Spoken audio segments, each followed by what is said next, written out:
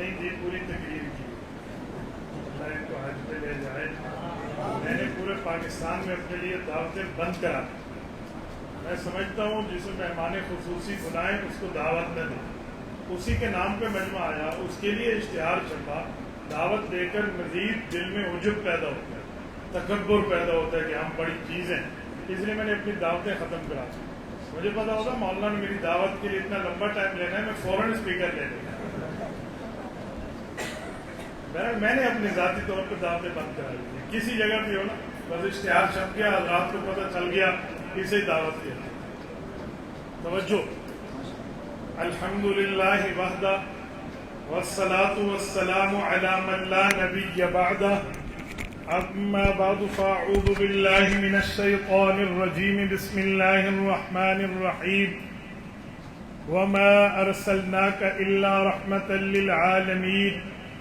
عن ابی ہریرہ رضی اللہ تعالی عنہ قال قال رسول اللہ صلی اللہ علیہ وسلم فضلت علی الانبیاء بست اوتیت جوامع الکلم ونصرت بالرعب واحلت لی الغنائم وجعلت لی الارض مسجدا وطہورا وارسلت الى الخلق کافہ وختم بی النبیون۔ رواہ الامام الہمام المسلم فی صحیحہ۔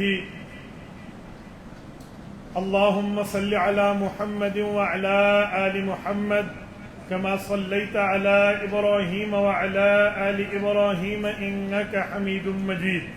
اللہم بارک علی محمد وعلی آل محمد کما بارکت علی ابراہیم وعلی آل ابراہیم انک حمید مجید۔ معزز دوستو، آج 1 اکتوبر 2024 بروز منگل ہے، اور آپ کے یہاں جوہر آباد ضلع خوشاب میں عزیزم مولانا محمد صغیر صاحب کی دعوت پرخلوص پر آپ کی خدمت میں موجود ہوں۔ میرے دوستو، میرے ذمے 3 عنوان ہیں، سیرت النبی بھی ہے، عظمت اصحاب رسول بھی ہے، اور عظمت اہل بیت رسول بھی ہے۔ میں نے حضرات سے پہلے عرض کیا تھا کہ عنوان ایک دیں تاکہ میں کھل کے اس پر بات کر پاؤں، پر حضرات کا اصرار ہے کہ آپ نے تینوں پر بات کرنی ہے، تو اس لیے مختصر میں تینوں کو اپنی گفتگو کا حصہ بنا کے آپ کی خدمت میں بات کروں گا انشاءاللہ۔ میرے ساتھیوں، نبی پاک صلی اللہ علیہ وسلم کی سیرت کے حوالے سے بنیادی طور پہ ہمیں یہ بات سمجھنی چاہیے کہ سیرت کا مطلب ہوتا ہے حالات، سیرت کا مطلب ہوتے ہیں واقعات، سیرت کا مطلب ہوتا ہے کسی کا کردار اور کریکٹر۔ تو رسول اللہ صلی اللہ علیہ وسلم کی جو سیرت ہے یہ نبی پاک صلی اللہ علیہ وآلہ وسلم کے حالات۔ تو اب یہ بات دنیا میں طے ہے کہ جب بندہ دنیا میں آئے تو اس کے حالات شروع ہوتے ہیں، اگر بندہ دنیا میں آیا نہ ہو تو کبھی بھی اس کے حالات شروع نہیں ہوتے۔ حالات کے لیے لازم ہے کہ پہلے آمد ہو، پھر اس کے حالات ہو۔ میں مثال دے رہا ہوں، ابھی میرا بیٹا پیدا ہی نہیں ہوا تو اس کے حالات کیسے شروع ہوں گے، ان کے واقعات کیسے شروع ہوں گے؟ جب میری اولاد پیدا ہوگی پھر جا کے پتہ چلے گا کہ حالات یہ ہیں اور واقعات یہ ہیں۔ تو جب تک بندہ دنیا میں نہیں ہے، نہ لوگ اسے جانتے ہیں نہ لوگ انہیں پہچانتے ہیں، تو کیسے ان کے حالات ہوں گے؟ ہمارے پاک نبی کا معاملہ ایسے نہیں ہے۔ یہ دنیا میں عام بندوں کے لیے قانون ہے کہ جو آئے گا تو جانا جائے گا، آئے گا تو پہچانا جائے گا۔ ہمارے پاک پیغمبر وہ نہیں ہیں، بلکہ ہمارے پاک پیغمبر وہ ہیں جو بھی آئے نہیں تھے، آنے سے پہلے پہچانے بھی گئے، دنیا میں جانے بھی گئے۔ اور صرف دنیا والوں نے نہیں جانا بلکہ رسالت مآب کو دنیا والے بھی جانتے تھے، آسمان والے بھی جانتے تھے۔ رسالت مآب علیہ السلام کی یہ سیرت طیبہ ہے کہ حضور اقدس صلی اللہ علیہ وآلہ وسلم کو سب جانتے ہیں، زمین والے بھی، آسمان والے بھی۔ میں ان کی 3 مثالیں آپ کی خدمت میں رکھتا ہوں، آپ توجہ میری طرف رکھیں۔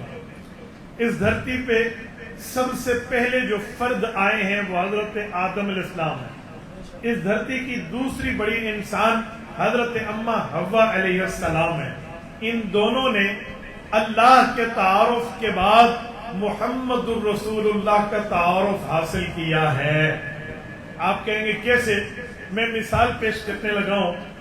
اللہ جل شانہ نے جب فرشتوں سے بات فرمائی کہ انی جاعل فی الارض خلیفہ، میں نے زمین میں اپنا نائب، اپنا خلیفہ، زمین کا سلطان اور حکمران پیدا کرنا ہے، اور اس کے بعد حضرت آدم علیہ السلام کو پیدا کیا اور ان کے جسم کا ایک حصہ حضرت اما حوا کو بنا کر پیدا کیا۔ اما حوا اولاد آدم نہیں ہے، انسان ہے پر اولاد آدم نہیں ہے، وہ حضرت آدم کی ذات کا ایک ٹکڑا اور ایک حصہ ہے، کیونکہ اولاد کے لیے شرط ہے کہ بندے کی اولاد اس کی بیوی سے پیدا ہو، تو پھر یہ اولاد نہیں ہے، یہ ان کا حصہ ہے۔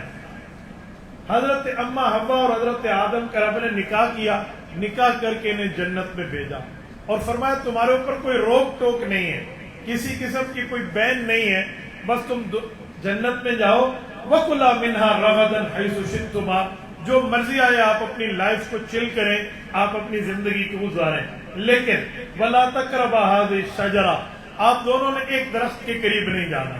اب یہ وعدہ ہو گیا، اس وعدے کا انجام کیا ہوا؟ معاملہ معاہدے میں پہنچا، اینڈ کیا ہوا؟ تو قرآن کریم کہتا ہے وَلَقَدْ عَهِدْنَا إِلَىٰ آدَمَ مِن قَبْلُ فَنَسِيَ، حضرت آدم بھول گئے۔ بھولنا حضرت آدم کا جان بوجھ پہ نہیں تھا، کیوں؟ وَلَمْ نَجِدْ لَهُ عَزْمًا، ارادہ ان کا نہیں تھا۔ حضرت آدم علیہ السلام بھولے، اس درخت کا پھل کھا لیا، رب نے زمین پہ بھیجا۔ اسرائیلی روایات میں کہ 300 سال تک حضرت آدم نے اللہ جل شانہ کے سامنے سر جھکا کر دعا کی، کبھی سر اٹھا کے آسمان کی طرف نہ دیکھا، بلکہ اللہ سے دعائیں مانگی۔ اب بہت سی دعائیں ہیں، کچھ دعاؤں کا ذکر اللہ کے قرآن میں ہے، کچھ دعاؤں کا ذکر حضور کے فرمان میں ہے۔ رب کے قرآن میں ربنا ظلمنا انفسنا وان لم تغفر لنا وترحمنا لنکونن من الخاسرین، اللہ تو ہی ہماری بھول کو معاف کر دے، آپ نے ہماری بھول کو معاف نہ کیا تو ہم نقصان اٹھانے والوں میں سے ہو جائیں گے۔ اور ایک دعا وہ ہے جس کا ذکر حضور کے فرمان میں ہے۔ ہم اہل سنت والجماعت قرآن بھی مانتے ہیں، ہم اہل سنت والجماعت حضور کا فرمان بھی مانتے ہیں۔ مستدرک حاکم میں حدیث ہے، حضرت عمر فرماتے ہیں رضی اللہ عنہ، ہمیں ہمارے نبی پاک علیہ السلام نے بات بتائی کہ ایک دن حضرت آدم نے دعا مانگتے ہوئے دعا کے الفاظ تبدیل کر دیے، دعا کے الفاظ بدلے، نئے الفاظ سے دعا کی، وہ لفظ دعا میں استعمال نہیں فرمائے جو پہلے استعمال کر رہے تھے۔ صحابہ کرام نے سوالیہ نظروں سے اللہ کے رسول کے چہرے انور کے شربت دیدار کو پیتے ہوئے آنکھوں سے سوال کیے، ہمیں وہ لفظ پتہ چل سکتے ہیں؟ وہ کون سے الفاظ ہیں جس سے حضرت آدم نے دعا کے الفاظ بدل کے رب سے اپنی معافی منوا لی؟ حضور نے فرمایا جی ہاں، حضرت آدم نے یوں مانگا اللہم انی اسألک بحق محمد ان تغفر لی۔ کیا مطلب؟ اللہ محمد کریم صلی اللہ علیہ وسلم کے وسیلے سے مجھے معافی دے دے۔ جو میں نے بات کی تھی وہ اس کی دلیل یہاں سے نکلی کہ حضرت آدم حضور پاک کا وسیلہ دے رہے ہیں، تو میں نے کہا بندہ دنیا میں آئے تو پہچانا جائے، بندہ دنیا میں پہنچے تو اس کا تعارف اور اس کے حالات شروع ہوں۔ میرے پاک نبی وہ نہیں ہیں جو آئیں اور پہچانے جائیں، بلکہ حضور وہ ہیں آئے نہیں ہیں، آنے سے پہلے پہچانے گئے۔ حضور پاک نے فرمایا جب حضرت آدم علیہ السلام نے یوں دعا مانگی نا تو رب نے ابھی تک جواب نہیں دیا تھا، کسی دعا کا جواب نہیں دیا، اب فوراً پوچھا یا آدم کیف عرفت محمد ولم اخلقہ، اے آدم حضور پاک کو کیسے جانتے ہو؟ ہم نے انہیں پیدا کر کے ابھی دنیا میں نہیں بھیجا۔ حضرت آدم عرض کرنے لگے لما خلقتنی بیدک، مولا جب آپ نے مجھے پیدا فرمایا تھا، ونفخت فی من روحی، روح میرے اندر داخل فرمائی تھی، فرفعت راسی، میں نے سر اٹھایا، فرأیت علی قوائم العرش مکتوبہ، میں نے آپ کے عرش پہ لکھا ہوا پڑھ لیا لا الہ الا اللہ محمد الرسول اللہ، فظننت انہ احب الخلق الیک، اللہ میں اس بات میں درجہ یقین پہ پہنچ گیا کہ جس کا نام آپ کے نام کے ساتھ ہے یہ آپ کی محبوب مخلوق ہے۔ یا مولایا سألتک بحقہ، اللہ اسی لیے میں نے ان کا وسیلہ پیش کیا، آپ مجھے معاف فرما دیں۔ رب نے فرمایا یا آدم غفرت لک، اے آدم ہم نے آپ کے بھول کی معافی دے دی، ولولا محمد لما خلقتک، اور یہ بات ذہن میں رکھنا کہ اگر محمد کریم علیہ التحیۃ والتسلیم نے اس دنیا میں آنا نہ ہوتا ہم آپ کو بھی پیدا نہ کرتے۔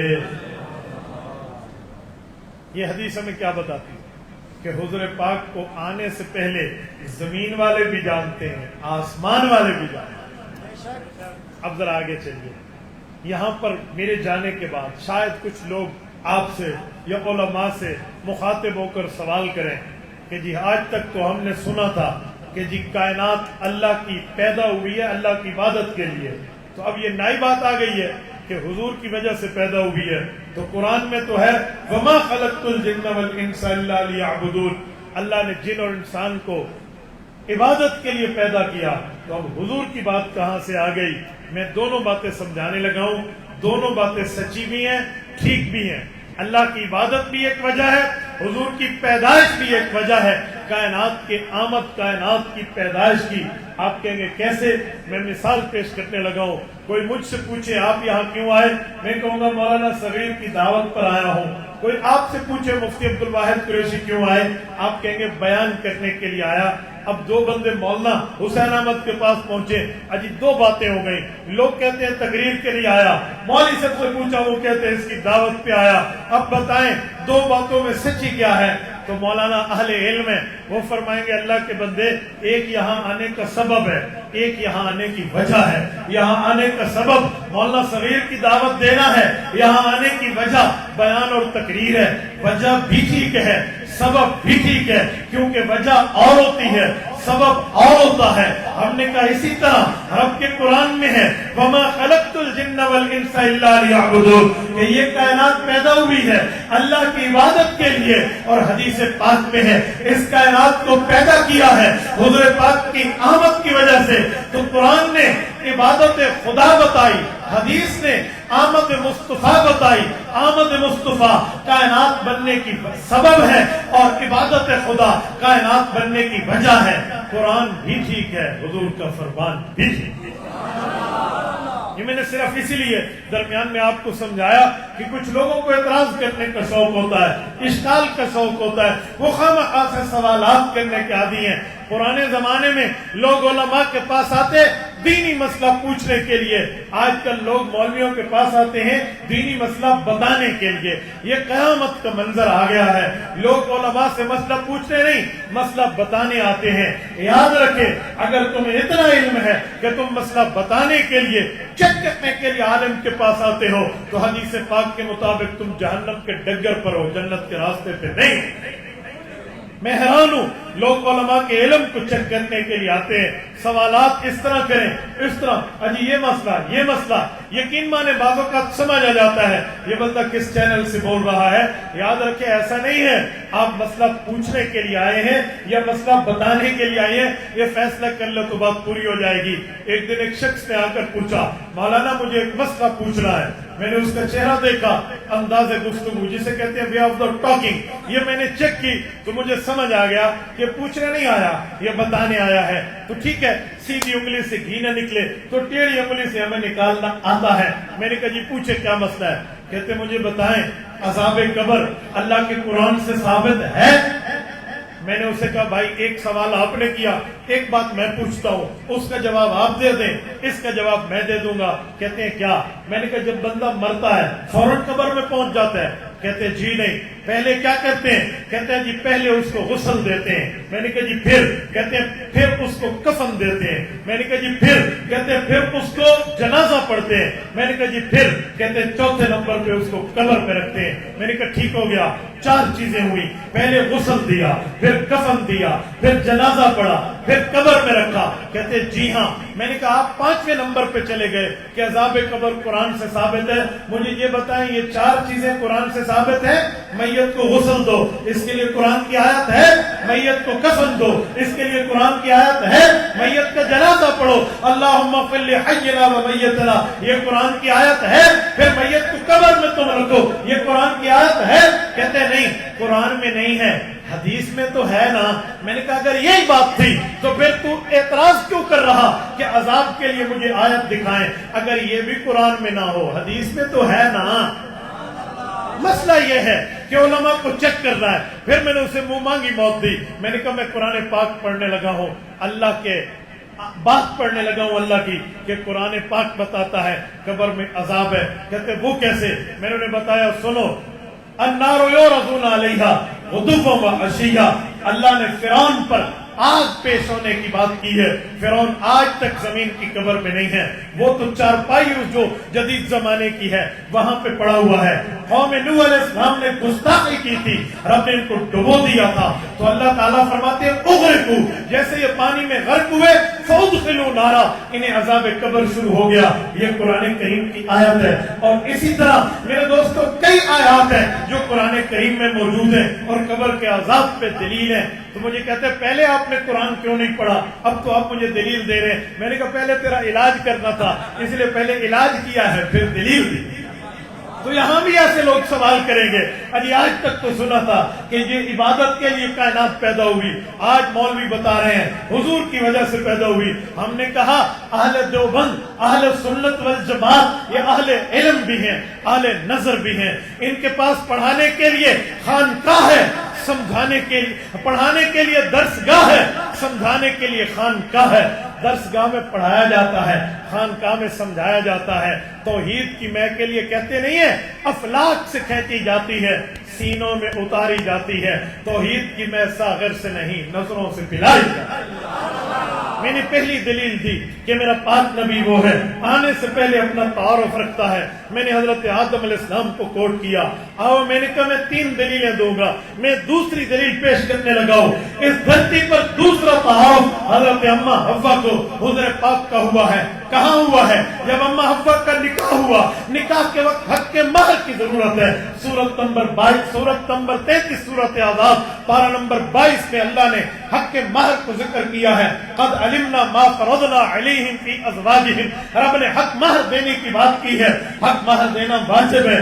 किसी ने हक महर बीवी को न दिया और वो मर गया तो अल्लाह का कुरान कहता है मिन बादी वसीयती यूसी बिहा औ दईन, पहले हक महर निकाल के बीवी को देंगे, फिर विरासत की तकसीम होगी। हक महर बड़ी जरूरी चीज है मेरे दोस्तों। हक महर में हमारे यहाँ माल मुतकव्वम शर्त है, वो माल जो किसी के काम आ सके, इसे माल मुतकव्वम कहते हैं। जब हजरत आदम का अम्मा हव्वा से निकाह हुआ उस वक्त सोने की मार्केट्स भी नहीं थी, चांदी की दुकानें भी नहीं थी, डायमंड की दुकानें भी नहीं थी, प्लैटिनियम की शॉप भी नहीं थी। उस वक्त पटवारी में नहीं बैठे थे जो 1 प्लॉट 2 प्लॉट 3 प्लॉट 1 कनाल 2 कनाल 3 कनाल बीवी के नाम कर दें। मुझे बताएं, न दिरहम का वक्त है, न दनानीर का वक्त है, न सोने और चांदी का मसला है कि हजरत आदम ने किसी दुकान से कोई रिंग फिंगर ली हो और हजरत अम्मा हव्वा के फिंगर में वो रिंग पहना दी हो, वो सोने की अंगूठी पहना दी हो। जी आपके हक के महर है, ऐसा कुछ भी नहीं है। तो फिर हक महर हजरत आदम ने क्या दिया, उसके लिए हमें सबूत मिला है। हजरत इमाम शमसुद्दीन सखावी रहमतुल्लाह अलैह की किताब अल कौलुल बदी फिर सलात अलल हबीब शफी में वो लिखते हैं अमहर आदम अलैहिस्सलाम हव्वा अलैहिस्सलाम अशरु सलावातिन अला नबीना सल्लल्लाहु अलैहि वसल्लम कि जब हक के महर की बारी आई, रब ने फरमाया आदम आप और आपकी बीवी 10 मरतबा मोहम्मदुर रसूलुल्लाह पे आने वाले आखिरी नबी पर दुरूद तुम पढ़ लो, हक के महर अदा हो जाए। गौरवाद के गयूरो, इस धरती पे दूसरा इंसान हजरत अम्मा हव्वा है, उन्हें भी अल्लाह के बाद तारुफ हुआ है तो रसूलुल्लाह का हुआ है, मोहम्मदुर रसूलुल्लाह का हुआ है। तभी मैंने कहा मेरा नबी वो है जो आने से पहले पहचान भी रखता है, तारुफ।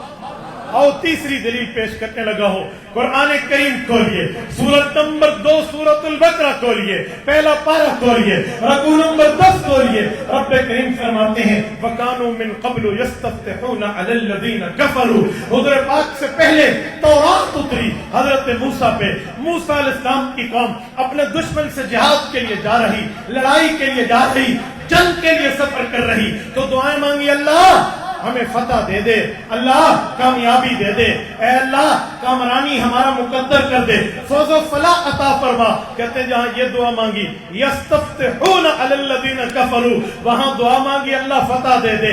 आखिरी नबी मोहम्मदुर रसूलुल्लाह की वजह से, आखिरुज़ ज़मान मोहम्मदुर रसूलुल्लाह की वजह से तो पता चला हुज़ूर पाक से आमद से 3500 साल पहले जब तौरात उतरी और तौरात के मानने वालों को हुजूर का तारुफ कराया गया तो वो हुजूर का वास्ता देते, अल्लाह फतह देता, हुजूर का वसीला देते, अल्लाह इन्हें कामयाबी देता। तो मेरा नबी वो है जो आने से पहले अपनी तारुफ भी रखता है, अपना पहचान देता। मेरे उन्वान का दूसरा हिस्सा अज़मत असहाब रसूल है। तवज्जो, صحابہ کرام کون ہیں اور اہل بیت کون ہے، بلکہ میں ان دونوں 2 اور 3 کو ملا کے آپ کی خدمت میں پیش کر رہا ہوں۔ نبی کے یارانے کا نام پیغمبر کے صحابہ ہیں، نبی کے گھرانے کا نام پیغمبر کی اہل بیت ہیں۔ ہم اہل سنت والجماعت نبی کا یارانہ بھی مانتے ہیں، نبی پاک کا گھرانہ بھی مانتے ہیں۔ اگر پیغمبر علیہ السلام کے یارانے اور گھرانے کو نکال دیں تو پھر میں وہ جملہ کہنے لگا ہوں جو قائد ملت اسلامیہ، امام انقلاب، محافظ ختم نبوت حضرت مولانا فضل الرحمان دامت برکاتہم العالیہ نے گزشتہ دور حکومت میں صدر پاکستان کی موجودگی میں تمام مسالک موجود تھے، پیام پاکستان جاری ہو رہا تھا، وہاں اپنی صدارتی اسپیچ میں فرمایا تھا کہ اے لوگو، نبی کے صحابہ اور نبی کی اہل بیت سے تم آنکھیں بند نہیں کر سکتے۔ اگر تم آنکھیں بند کرو گے تو بتاؤ اس دین کو جو حضور اور حضور کے صحابہ اور اہل بیت کے ذریعے ملا، دنیا کے سامنے کس منہ سے پیش کرو گے؟ کس منہ سے پیش کرو گے جو دین تمہیں ان لوگوں نے دیا؟ 2 رکعت نماز میں 1 رکعت بھی رسول اللہ تک ثابت نہیں ہو سکتی اگر نبی کے صحابہ اور اہل بیت سے منہ پھیر دیا، اگر پیغمبر کے صحابہ اور اہل بیت سے آنکھیں بند کر لی جائیں۔ ہمیں نہیں ملتا کہ ہم دین کو ان تک پہنچا دیں، بلکہ ان کے لیے امام ذہبی کا لفظ ہے ہی المقنطرۃ التی تصل الامۃ الی النبوۃ، فرمائے نبی کی جماعت، چاہے وہ نبی کے گھر والے پیغمبر کے اہل بیت ہو یا نبی پاک کا یارانہ نبی کے صحابہ ہو، یہ وہ پل ہے جو امت کو نبوت سے رشتے میں ملاتا ہے، جو امت کو نبوت سے جوڑتا ہے۔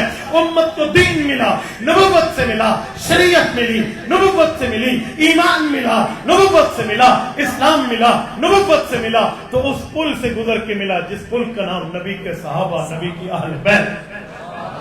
ہم پیغمبر کے صحابہ کے بھی قائل ہیں، ہم نبی پاک کی اہل بیت کے بھی قائل ہیں۔ امام اعظم ابو حنیفہ سید الفقہاء والمحدثین، تلمیذ شاگرد اصحاب رسول، وہ ارشاد فرماتے ہیں، فرمایا نحن نفضل الشیخین ونحب الختنین ونرى المسح على الخفین، فرمائے لوگو ہم لوگ اہل حق اہل سنت والجماعت ہیں، ہماری 3 نشانیاں ہیں۔ پہلی نشانی یہ ہے ہم نے حضرت ابوبکر و عمر سے فضیلت افضلیت والی محبت رکھنی ہے، اور ہم نے حضرت عثمان اور حضرت علی پیغمبر کے دامادوں سے عقیدت والی محبت رکھنی ہے، اور ہم جب سردیوں میں موزہ پہنے تو ہمیں ہمارے نبی نے سکھایا ہے کہ تم چاہو تو موزے کے اوپر مسح کرو، یہ وضو ہو جائے۔ یہ تینوں چیزیں، نحن نفضل الشیخین ونحب الختنین ونرى المسح على الخفین، تو ہم نبی کے صحابہ بھی مانتے ہیں، نبی پاک کے اہل بیت بھی مانتے ہیں۔ یاد رکھیں میرے نبی کے صحابہ اور اہل بیت وہ ہیں، اس کے بغیر دین ہم تک نہیں پہنچتا۔ موطا امام مالک کے اندر حضرت امام مالک ابن انس الاصبہی المدنی رحمت اللہ علیہ ایک حدیث پاک لائے ہیں کہ نبی پاک نے ارشاد فرمایا ترکت فیکم ثقلین لن تضلوا ما تمسکتم بہما کتاب اللہ و سنت نبیہ، اے لوگو میں تم میں 2 چیزیں چھوڑ کے جا رہا ہوں، نمبر 1 اللہ کی کتاب، نمبر 2 نبی پاک کی سنت، فرمایا یہ تم میں چھوڑ کے جا رہا ہوں۔ میں اسی پہ سمجھانے کے لیے آپ کی خدمت پہ کہنے لگا ہوں، جب نبی پاک علیہ السلام نے مدینہ میں ٹھہر کے یہ جملہ فرمایا کہ اے لوگو میں تم میں 2 چیزیں چھوڑ کے جا رہا، ایک چیز اللہ کا قرآن ہے، ایک نبی کا فرمان ہے، مجھے بتاؤ جن کو حضور نے فرمایا تم میں چھوڑ کے جا رہا ہو وہ نبی کے صحابہ اور اہل بیت نہیں ہے؟ بولیے بولیے، نبی کے صحابہ اور اہل بیت نہیں ہے؟ یقیناً ہے۔ تو پھر میں سمجھانے کے لیے مثال دوں کہ اگر چوری ہو دکان کی تو چور کو دکان کے شٹر سے بغض نہیں ہوتا، چوری ہو دکان کی تو چور کو دکان کے تالے سے بغض نہیں ہوتا، چوری ہو دکان کی تو چور کو جو اصل بغض، حسد، نفرت اور اصل لالچ وہ دکان کے اندر پڑے ہوئے اس مال کی ہوتی ہے جو اس کی آنکھوں میں للچانے کا منظر پیدا کر رہا ہوتا ہے۔ میرے دوستو آج کوئی نبی کی اہل بیت پہ بولے یا پیغمبر کے صحابہ پہ بولے، اسے صحابہ اور اہل بیت سے مسئلہ نہیں ہے، اسے مسئلہ ہے تو اس قرآن اور حدیث سے ہے جو حضور نے صحابہ اور اہل بیت کے اندر چھوڑا۔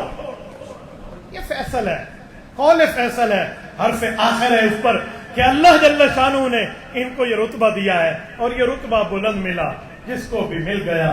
ہر مدعی کے واسطے دار و رسن کہاں، رب کریم نے فرمایا کہ اے لوگو وذکروا نعمت اللہ علیکم اذ کنتم اعداء فألف بین قلوبکم فاصبحتم بنعمتہ اخوانا. چوتھا پارہ دوسرا صفحہ سورت نمبر 3 سورت آل عمران آیت نمبر 106. رب کریم نے جو اعلان فرمایا ہے وہ یہی ہے کہ اے نبی کی جماعت، وہ نبی کے گھر والے ہوں یا نبی پاک کے یار پیغمبر کے صحابہ ہو، فرمایا وذکروا نعمت اللہ علیکم، تم پہ اللہ نے نعمت جاری اور ساری کی ہے، تم اس نعمت کو یاد کرو. اذ کنتم اعداء، ایک وقت تھا تم ایک دوسرے کے خون کے پیاسے تھے، اور آج فاصبحتم بنعمتہ اخوانا، رب نے تمہیں بھائی بھائی جیسی محبت عطا فرمائی. اور واقعی یہ محبت نبی پاک علیہ السلام کی جماعت میں نظر آتی ہے. وہ کہتے ہیں اتنی محبت اتنی محبت اتنی محبت کہ میں اگر اس محبت کے لیے کوئی مثال، کئی مثالیں ہیں آپ کے سامنے اگر پیش کروں تو یقین مانیں شاید وہ مثالیں ناکافی ہو. میں اللہ کے قرآن سے نبی پاک صلی اللہ علیہ وآلہ وسلم کے صحابہ اور اہل بیت کی محبت پر ایک مثال لانے لگا ہوں. یہ 28واں پارہ ہے، اور 28ویں پارے کی وہ صورت ہے جس کی کل آیات جو ہیں وہ 23 ہیں، جسے سورت مجادلہ کہتے ہیں، اور اس کے 3 رکوع ہیں، لیکن اس میں ایک کم 40 بار لفظ اللہ آیا ہے. ایسی صورت پورے قرآن میں نہیں. سورت مجادلہ کے مقابلے کی صورت قرآن میں نہیں ہے. یہ وہ صورت ہے ہر آیت میں لفظ اللہ، ہر آیت میں لفظ اللہ، اور کسی آیت میں 4 مرتبہ اللہ، کسی میں 3، کسی میں 2، ورنہ ایک مرتبہ لفظ اللہ ہے ہی ہے. میں اس صورت کو پیش کرتے لگا ہوں. رب کریم نے نبی پاک کے لیے فرمایا لا تجد قوما یؤمنون باللہ والیوم الآخر یوادون من حاد اللہ ولو كانوا آباءهم او ابناءهم او اخوانهم او عشیرتهم. یہ رب کا قرآن ہے، 28واں پارہ ہے، پہلی صورت ہے، صورت کا آخری رکوع ہے. اللہ نے اعلان فرمایا نبی پاک دنیا میں اگر تلاش کوئی کر سکے تو کرے، اس جیسی جماعت جو میں نے آپ کو صحابہ اور اہل بیت کی شکل میں دی ہے نہیں مل پائے. لا تجد قوما یؤمنون باللہ، یہ مومن آپ کو اس جیسے نہیں ملیں گے. کیوں؟ یوادون من حاد اللہ، یہ محبت اور پیار اس سے رکھے جو نبی پاک کا اور اللہ کا رسول کا دشمن ہو، نہیں ہو سکتا. یہ دین کے معاملے میں اتنے مضبوط ہے.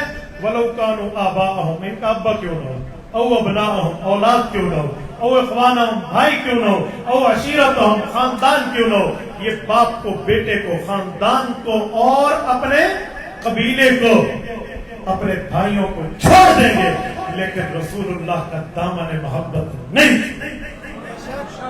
میں اس پر بات کروں تو وقت لمبا ہو جائے گا، میں صرف جھلکی دیتا ہوں. وَلَوْ كَانُوا آبَاءَهُمْ، ابا کیوں نہ ہو، والد کیوں نہ ہو. کیا مطلب؟ حضرت ابوبکر صدیق کے والد بعد میں صحابی بنے، عامر، ابو قحافہ، عثمان، یہ صحابی بعد میں بنے. اس وقت غیر مسلم تھے، اور ابوبکر صدیق کے ساتھ گفتگو کرتے ہوئے دین پر کوئی جملہ بولا تو ابوبکر صدیق نے باپ پر ہاتھ اٹھا لیا، کیونکہ دینی غیرت کی بات تھی. حضور پاک کے پاس شکایت آئی تو نبی پاک علیہ السلام نے حضرہ شفقت پوچھا ابوبکر کیا کیا؟ فرمایا یا رسول اللہ لو کان السیف منی قریبا لضربت عنقا، صرف ہاتھ اٹھایا ہے. یہ خوش ہو جائے کہ اس وقت میرے پاس تلوار نہیں تھی، تلوار ہوتی تو آج یہ گردن اس دھڑ کے اوپر موجود نہ ہو. لضربت عنقا. آپ مجھے بتائیں ولو کانوا آباءهم، ایسا پیار جو حضور پاک کی جماعت میں کس میں ہوگا؟ او ابناءهم، ان کے بیٹے، یہی ابو بکر صدیق ہے.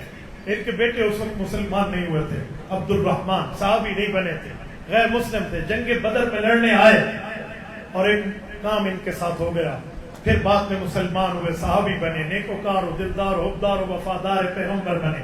ایک دن کھانا کھا رہے ہیں، سالن کی پلیٹ سامنے ہے، دونوں کے ہاتھ میں لقمہ ہے، اور لقمہ منہ میں رکھتے ہوئے بیٹے نے ابا سے کہا ابا جی وہ وقت یاد ہے.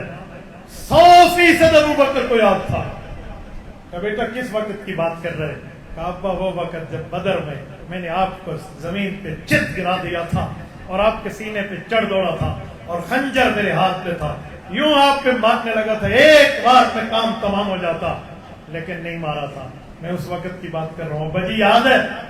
باپ کو یہ وقت بھولے گا؟ بولیے. جس کے سینے میں باپ والا دل ہے ذرا وہ تو بولے. بھولے گا؟ ابو بکر کو نہیں بولے گا بیٹا مجھے یاد ہے. بتا پھر چھوڑا کیوں تھا؟ یہ ابو بکر نے پوچھا نہیں ہے، اپنا جواب بتایا کہ چھوڑا کیوں تھا. کہ ابا آپ کے سینے پہ پل کے جوا ہوا ہوں تو مجھے آپ کی محبت سامنے آئی. تو اچھا اتنی بات پہ چھوڑ دیا کہا جی ہاں. کہا سب اگر تو میرے سامنے اس وقت آتا اور دشمن نبی بن کے آتا اور تو میرے قابو میں آتا, آج تو مر چکا ہوتا, یہاں موجود نہ ہوتا. یہ ابو بکر ہے جس کے لیے ممبر کا اعصاب پکڑ کے خطیب اعلان کرتا ہے ارحم امتی بے امتی ابو بکر. یہ وہ رحم دل ہے جو دین میں اتنا مضبوط ہے. وَلَوْ كَانُوا آبَاءَهُمْ وَأَبْنَاءَهُمْ, او اخوانہم, بھائی کیوں نہ ہو. بھائی پہ کئی مثالیں دی جا سکتی ہیں. میں مثال پیش کر رہا ہوں اس صحابی کی جس کا بھائی کافر تھا اور اس کو صحابہ پکڑ کے لا رہے تھے. وہ کافر کے رسیاں باندھے ہوئے تھے کیونکہ کافر بھائی ہے, مسلمان بھائی ادھر ٹھہرا ہے. تو وہ صحابہ کہنے لگا باندھو باندھو, جتنے زور سے باندھنے باندھو, ابھی تم مجھ سے معافی مانگ کے میری رسیاں کھولو گے. کیوں؟ تو کوئی بڑی ماں کا بیٹا ہے. اس نے کہا واہ, وہ جو ٹھہرا ہے نا تمہارے لشکر میں تمہارا سپاہی, وہ میرا سگا بھائی ہے, اس نے ابھی مجھے دیکھ رہا ہے اور یوں میری رسیاں کھلوا دے رہی ہے. وہ بڑی خوشی خوشی سے اس کے قریب آئے.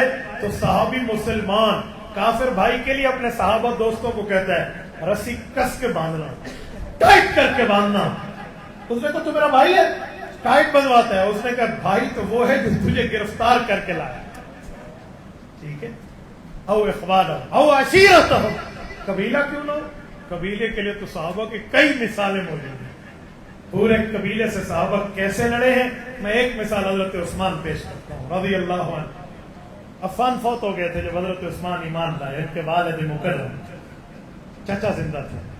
چچا نے تن کے کپڑے اتروا دیے تھے, صرف ٹاٹ کا ایک لنگی دی تھی جسے ہم تہبند کہتے ہیں, وہ پہن کے آؤ. پورا خاندان مخالف ہے, مجال کے عثمان کے پاؤں ڈگمگائے. میرے دوستوں مذاق نہیں ہے. حضرت سعد بن ابی وقاص کو دیکھو, ماں نے کہا تھا لا آکل ولا اشرب ولا استظل, کہ بیٹا بھوک ہڑتال, پیاس ہڑتال اور سائے کی ہڑتال, کہ دھوپ پہ بیٹھوں گی, نہ کھاؤں گی نہ پیوں گی. اور پھر ماں بیٹھ گئی تھی چوک پہ جا کے. سعد کے پایا استقلال میں کمی نہیں آئی تھی. او اخوان او عشیرت, خاندان کو, یہ وہ لوگ ان کے دل میں اتنی محبت رسول. میرے دوستو, یہ نبی پاک علیہ الصلوۃ والسلام کے صحابہ اور اہل بیت پہ میں ایک بات سنیں. نبی پاک کے صحابہ کے لیے سوچیں کہ رسول اللہ کے صحابہ کو اصحابی کل نجوم فرما کر ستارے فرمائے. اہل بیت کے لیے سوچیں تو فرمایا مثل اصحابی کا سفینۃ نوح, یہ مثال کشتی نوح کی ہے. فمن رکبها نجا ومن تخلف عنها ہلک, جو اس کشتی پہ بیٹھا کامیاب ہوا, جو نہ بیٹھا ناکام ہوا. تو اہل بیت کی محبت کی کشتی میں بیٹھو تو تمہاری کامیابی ہے, دور ہٹو گے تو ناکامی ہے, ذلیل اور خباری ہے تمہاری قیامت میں. یہ جو حضور نے فرمایا, اس سے پتہ چلتا ہے کہ کشتی اور ستارے کا کوئی آپس میں ریلیشن ہے, کوئی محبت ہے, کوئی تعلق ہے, کوئی رشتہ داری ہے. وہ کیا ہے؟ کبھی جائیے ذرا سمندر کے ملاحین سے پوچھئے جو گوگل میپ آنے سے پہلے اپنی کشتی اور جہازوں کو دوڑایا کرتے تھے پانیوں میں, دن بھی چلتے رات بھی چلتے. تو وہ بتاتے ہیں کہ جی ہم راتوں کو سفر کرتے تھے کیونکہ ہمیں ہمارے استاذوں نے بتایا تھا کہ کشتی نے اگر اپنا راستہ اور منزل پانی ہے تو ستاروں سے مدد لے گی. اس ستارے کو دائیں رکھیں, اس کو بائیں رکھیں, اس کو آگے رکھیں, اس کو پیچھے رکھیں تو فلاں منزل پہ پہنچ جاؤ. یوں ستاروں سے مدد لیتے ہیں. نبی نے صحابہ کو ستارے, اہل بیت کو کشتی نوح بتا کر فرمایا صحابہ سے رہنمائی لو, اہل بیت کی محبت میں بیٹھو, تمہاری دنیا بھی اچھی ہوگی, آخرت بھی اچھی. ہم نبی پاک کے صحابہ بھی مانتے ہیں, نبی پاک کی اہل بیت بھی مانتے ہیں. جو نبی کے صحابہ نہ مانے وہ بھی بے ایمان ہے, جو نبی کی اہل بیت نہ مانے وہ بھی بے ایمان ہے. دونوں ہمارے لیے محترم, مکرم, معزز, ایمان کا حصہ ہیں. یاد رکھیں, میں بڑا حیران ہوتا ہوں. ایک دن ایک شخص سے بات ہوئی تو اس نے نبی پاک کے صحابہ اور اہل بیت کے لیے وہ کڑوا جملہ بولا. میں نے کہا تو یہودی سے بھی بدتر ہے.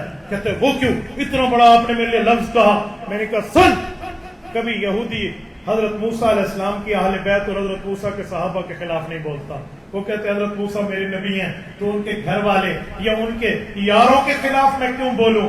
عیسائی سے پوچھیں حضرت عیسیٰ کے جو ساتھی تھے ان پہ کچھ بولے گا؟ حضرت عیسیٰ کے جو گھر کے معاملات تھے بولے گا؟ وہ نہیں بولتا. وہ کہتے ہیں میں تو حضرت عیسیٰ کا بھی قدردان ہوں, ان کے گھر اور باہر والوں کا بھی قدردان ہوں. میں نے کہا تو اچھا اسلام کا مدعی ہے, اسلام کا دعوے دار ہے کہ تو نبی کے صحابہ پہ بھی ہاتھ صاف کرے, نبی کی اہل بیت پہ بھی ہاتھ صاف کرے. اس سے پتہ چلا تجھ سے تو یہودی بھی بہتر ہے, عیسائی بھی بہتر ہے. اللہ کے بندے کچھ عقل سے کام لے, کچھ خرد سے کام لے, کچھ دانے سے کام لے, کچھ سوچ و سمجھ و فکر سے کام لے کہ جو نبی پاک علیہ السلام نے پوری زندگی محنت کر کے اپنی محنت امت کے سامنے پیش کی ہے, تو وہاں کیڑے نکال رہا ہے تو کیڑے وہاں نہیں ہیں, تیرے اپنے اندر موجود ہیں. وہ ایک آدمی تھا, وہ اندھا ہو گیا. کس زمانے میں؟ ساون کے زمانے میں. تو وہ ایک جملہ کہتا, امب ساوا ہوندے, سیب ہی ساوا ہوندے, پپیتا ہی ساوا ہوندے, ہر شے ساوی ہوندی ہے, ہر چیز سبز ہوتی ہے. اس کو کسی نے کہا کملی دا بچڑا, اوے دماغ تیرا خراب ہے, امب پیلا ہوندے, سیب ہی کہے ویلے پیلے ہوندے, آلو بخارا رتا ہوندے, اوے خدا دا بندہ وہ ساوے نہیں ہوندے. انہیں کہا نہیں سبز ہوتے ہیں. سبز کیوں؟ وہ ہریالی میں اندھا ہوا تھا تو اندھے کو ہر چیز سبز نظر آنے لگ گئی. ہمارے علاقے کا ایک شخص تھا, اس کا نام تھا سعید, اس کے دوست تھا حمید. حمید اور سعید دونوں یار تھے. حمید پڑھ لکھ کے ڈاکٹر بن گیا, سعید بیچارہ الچٹو من الڈگر رہ گیا. ایک دن پتہ چلا سعید کو, وہ تیرا یار حمید آندا ہے, وڈا پڑھ لکھ گیا ہے, ڈاکٹر بڑھ گیا ہے, اکھیاں چیک کریں دے. وہ آ کے یار میں کو اپنے یار تو گن منجو, میں حمیدے نال ملنا چاہنا. وہ اسے لے گئے, اسے پتا چلا میرا بچپن کو دوست, نے کہا ہٹ جاؤ. وہ فیسز ختم کرائی, اس کو اندر لے آیا, اپنے پاس بٹھایا اور کہا بتا سنا کیا حال ہے؟ وہ کہ سیدہ تو پڑھ گیا, حمیدہ تو پڑھ گیا, میں سودا اتھائی ودا. اچھا سنا کیا کریں دیں؟ اج میں تو لوگوں کو اینکا لینا, میں آنکھیں چیک کرتا ہوں. انہوں نے کہا جی اچھا مجھے بھی اینک لگا دو. اس نے مشین پہ بٹھایا, چھوڑی رکھوائی اور چیک کیا دونوں آنکھوں کو. اس نے کہا واہ زبردست, تیری آنکھیں تو ٹھیک ہے, تجھے اینک اور گلاسز کی حاجت و ضرورت اور نیڈ نہیں ہے. انہوں نے کہا نہیں تو میں کو اینک لا. اس نے کہا بھائی تیری آنکھیں خراب نہیں ہیں, میں کیسے لگاؤں؟ انہوں نے کہا ایک وجہ کو لا چاہ. تو اس نے کہا اچھا بتا سیدہ کیڑی وجہ تو لاواں؟ وہ کہ پروں دی شاید میں کوئی نزدیک دس. لوگوں کو عادت ہوتی ہے نا دور کی چیز مجھے قریب نظر آئے. تو اس نے کہا چلو ہوں یار زندگی پہلی دفعہ آ کے منہ مارا. اس نے لکھ کے دے دیا بھائی اس کو دور کی اینک لگا دے جو قریب چیز نظر آئے. اس نے اینک بنوا لی, اگلے دن پہن کے جا رہا تھا, دور کی چیزیں نزدیک نظر آتی تھی, ادھر نالی تھی اور اس کو قریب نظر آئی. نہیں سمجھے, نالی اتھا آئی تو اتھے نظر آئیے, این سنبھال کے پیر چک کے اتھے رکھے نا نالی کے اندر.